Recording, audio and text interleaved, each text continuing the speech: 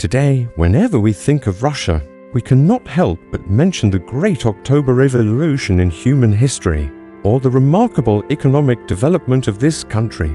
Few people know that, throughout human history, Russia was once one of the three largest empires in the world, with vast territories stretching across Europe and Asia, even reaching into the Americas. Let's travel back in time to explore the great historical nation of Russia. Russia's emergence as an independent state came relatively late in world history. The Kievan Rus Kingdom was established in 880 as a grand principality in Eastern Europe, encompassing almost the entire eastern plain of the continent.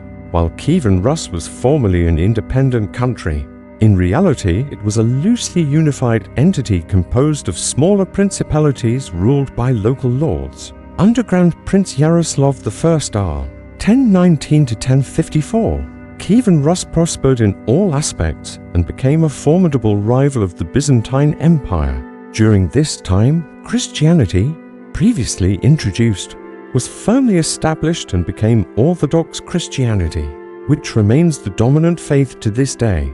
However, after the death of Yaroslav I, Kievan Rus plunged into crisis due to internal conflicts among royal princes vying for power. By the late 11th and early 12th centuries, Novgorod, the northern center of Kievan Rus, gradually gained political independence and formed its own polity. The dominance of Kiev ended, giving way to Vladimir Suzdal in the northeast, Novgorod in the north, and Halivol-Hainir in the southwest. In the 13th century, the Mongol horsemen struck fear into fortresses across the world, and Russia was no exception. In 1237, the Mongol Empire sent its armies toward the fragmented Kievan Rus. Within 3 years, by 1240, the Mongols had conquered and reduced cities like Ryazan, Kalamna, Moscow, Vladimir, and Kiev to ashes. Among all, only the Novgorod Republic managed to avoid occupation and continued to develop. The Kievan Rus state formally disintegrated after 3 years and became a vassal of the Mongol Empire. Despite devastation, Russia at the time remained semi-autonomous, subjected only to annual tribute under the Golden Horde, the division of the Mongol Empire tasked with ruling Eastern Europe. During the vassal period, though ravaged by war, Russia gradually revived. In 1283, the Principality of Moscow, then a small principality shielded by forests and swamps, was founded by Daniil Alexandrovich. The prominence and prosperity of this principality grew rapidly, especially from 1299, when the metropolitan head of the Russian Orthodox Church moved his seat from Kiev to Moscow, making it the religious center of Russian Orthodoxy. After a century under the Golden Horde's rule, by the mid-14th century, as Mongol power declined, the Russian principalities, especially Moscow, grew stronger. In 1320, Moscow overshadowed and eventually absorbed its parent principality, Vladimir. The Grand Principality of Moscow refused to pay tribute and challenged Mongol rule, calling for unification among other Russian states. In 1380, the Mongol general Mamai launched a major military campaign against Russia. Under the leadership of the Grand Principality of Moscow, the Russian people fiercely resisted and won a decisive victory at the Battle of Kulikovo. This event is considered the most significant milestone in medieval Russian history, marking the beginning of liberation from the Mongol yoke, entering the 15th century, especially under the reign of Ivan III, 1462 to 1505. The unification of Russian territories was gradually completed through policies of land consolidation to boost population and resources from the 1440s. Internal divisions weakened the Golden Horde. In 1480, a century later, Grand Prince Ivan III officially rejected all tribute obligations and broke Mongol domination at the Ugra River. Known as the gatherer of the Russian lands, Ivan III also destroyed the Novgorod Republic in 1478. Following the annexation of several principalities, the Grand Principality of Moscow tripled in size and laid the foundation for a unified Russian state. In 1547, Ivan IV ascended the throne and assumed the title of Tsar. In 1550, Ivan the Terrible initiated state reforms, introducing a new legal code called the Sudebnik, establishing elected local self-governments, the first institutions representing feudal power in Russia, and curbing the influence of the clergy and aristocracy. In 1552, Ivan IV launched a military campaign that defeated the Khanate of Kazan and annexed its territory.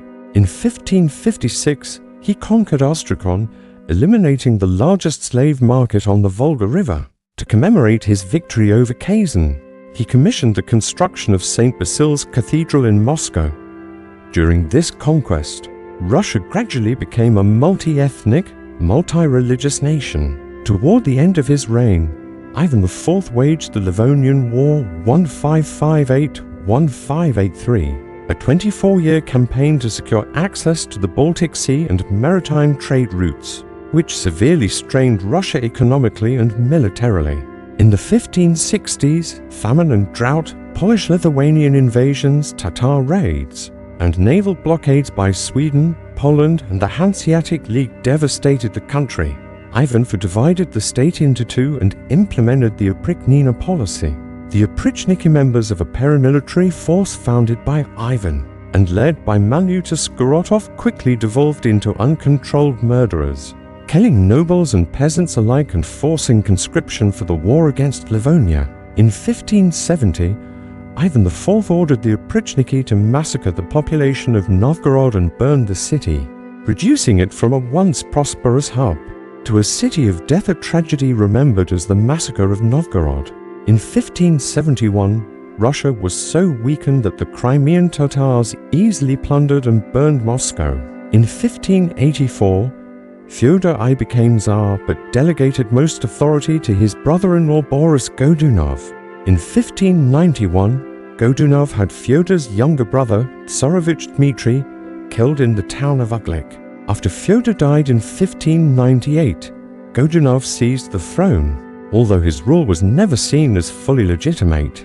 Fyodor's death and a devastating famine from 1601 to 1603 led to disarray, and an 8-year period of chaos from 1606 to 1613. As internal turmoil engulfed the country, Polish invaders advanced into Moscow and installed impostors false Dmitry I, and later Polish Prince Władysław IV on the Russian throne.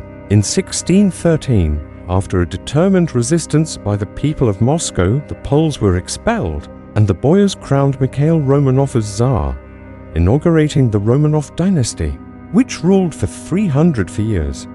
The Romanovs' first priority was to restore peace. Fortunately for Russia, its primary enemies Poland, the Grand Duchy of Lithuania, and Sweden were embroiled in their own conflicts.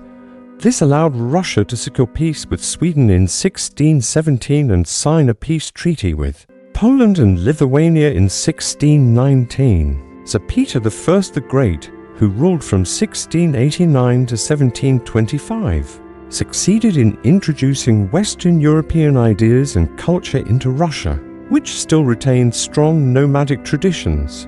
His first military efforts targeted the Crimean Tatars, who controlled the Azov fortress under the protection of the Ottoman Empire. His 1696 victory allowed Russia to capture Azov. Peter's desire for a window to the sea led him to form a secret alliance with Poland, Lithuania, and Denmark against Sweden in 1699. On August 9, 1700, Peter declared war on Sweden to reclaim Ingria and Karelia. From 1700 to 1709, Russia's military efforts were largely defensive. Despite the war, Russia saw rapid development. New cities sprang up, notably St. Petersburg, founded by Peter himself in 1703. After the decisive Russian victory over Sweden at the Battle of Poltava in 1709, momentum shifted.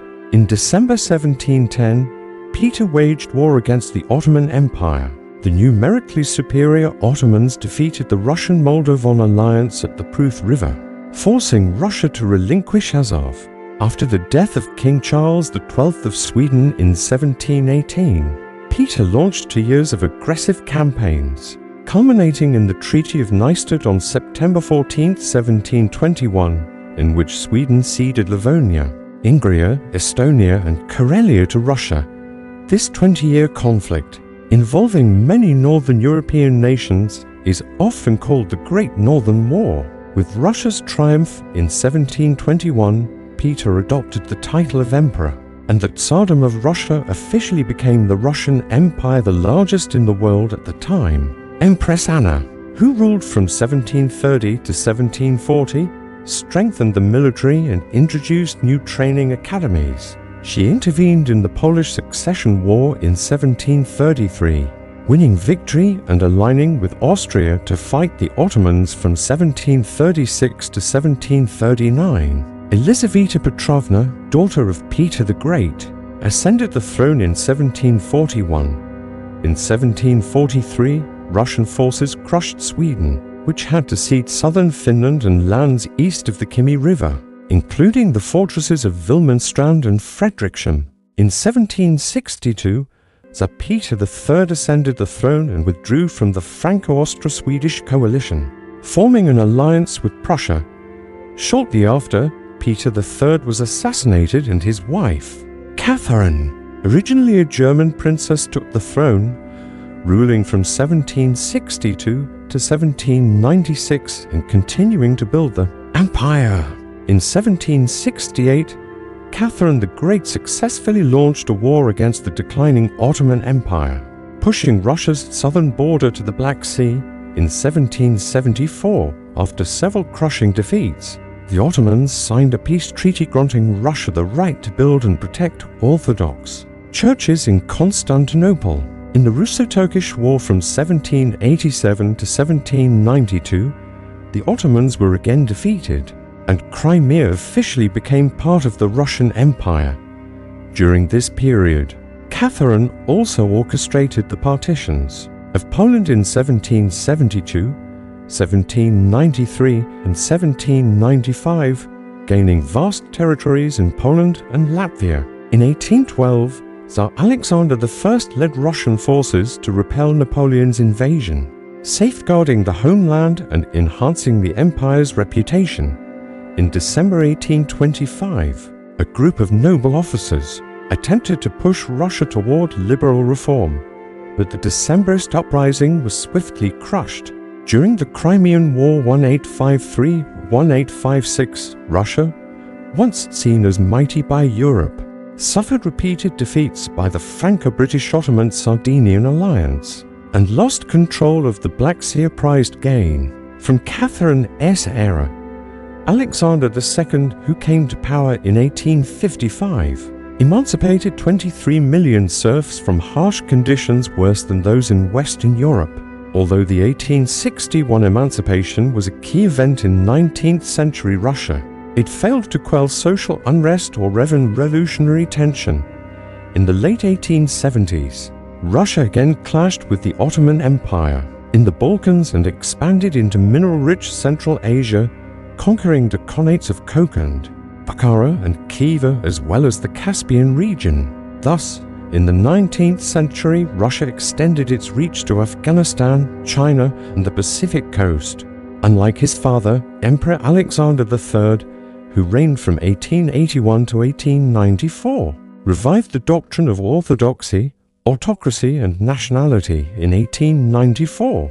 Nicholas II succeeded him as Russia's last Tsar, influenced by the Industrial Revolution. The Russian Social Democratic Labour Party, rooted in Marxism, was founded in 1898. Russian presence in the Far East intensified, provoking Japan. In January 1905, Japan attacked, inflicting heavy losses and defeating Russian forces repeatedly. The loss in the Russo-Japanese War forced Nicholas II to yield to reformist pressures. In the years that followed, he continued making poor decisions, including leading Russia into World War I to support Serbia. In August 1914, Russia confronted Germany and Austria-Hungary alongside France. Military defeats and severe food shortages pushed the empire toward collapse. In February 1917, weary soldiers and workers rose in endless strikes in Petrograd. On March 2, 1917, Nicholas II abdicated, ending the rule of the Romanov tsars and the existence of the Russian Empire. Russia entered a new era with the success of the October Revolution, led by the Bolsheviks under Lenin. Though the mighty Russian Empire had ended, it laid the solid foundation for the Soviet Union's later rise to power.